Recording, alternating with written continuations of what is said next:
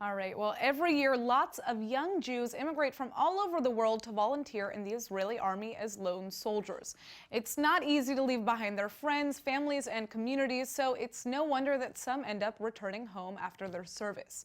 Well, one such volunteer decided that he still had a lot more to give to Israel, so he stayed on to start an organization to help disadvantaged communities in the Holy Land. Joining me today in the studio is David Baskin, a former lone soldier and the founder of Ani Shlishi, which provides clothing and household items for those in need. Thanks so much for coming in. Thanks for having me. Pleasure to be here. Great. So tell us a little bit about this organization that you've created. What made you decide to create it, and where does this name come from? Exactly. So Ani Shlishi, what we do is we take things from lone soldiers when they've gotten released from the army, and we deliver them to people in poverty throughout the country. And it's a concept of a continued contribution for these soldiers, a way to continue to serve the country that they came to serve. And the name Ani Shlishi, which in English means I'm third, this came from the inspiration of this organization came from a good friend of mine whose name was Ross. Ross was a former baseball coach of mine. He was a mentor, a friend, and he actually passed away last year due to stomach cancer.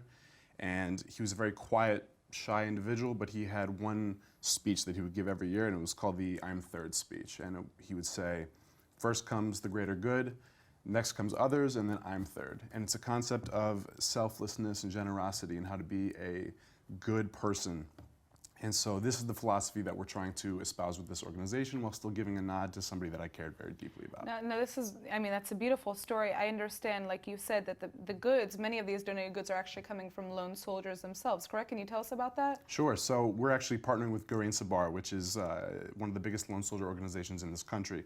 And what they do, their model is that they take people throughout the world that want to come here, that want to enlist in the army, and they put them on a kibbutz together. So these 20 to 25 people, after 2 years, they leave. And I had the simple realization that if you put 25 people in one spot, and then after 2 years they leave, they accumulate a ton of stuff that they no longer need. And so you have people who have stuff they no longer need, and then you have a country in which 22% of the country is in poverty, and it was a very simple connection to make. Absolutely, and I mean, I'm sure that these, young people have so much to give. They want to be part of this. They're already coming to Israel to volunteer in the military. Why not help even more? So, what communities have benefited more specifically from these donated goods? So what's so beautiful about this is that the scope of the people we can help is gigantic. So we've been able to help schools, we've been able to help women's shelters, we've been able to help shelters for runaway kids, we've been able to help so many different groups of people, African Refugee Center.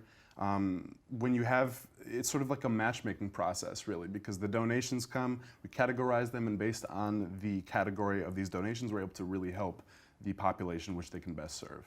This is amazing. Now, is this something that you're doing full time? I mean, this must take a lot out of you. Yes, it is something that I'm doing full time, and we're actually moving towards making it into a thrift store model in which we can raise money using these items, still giving a percentage of them to people directly so that they can Similar to use the them. Salvation Army. Exactly.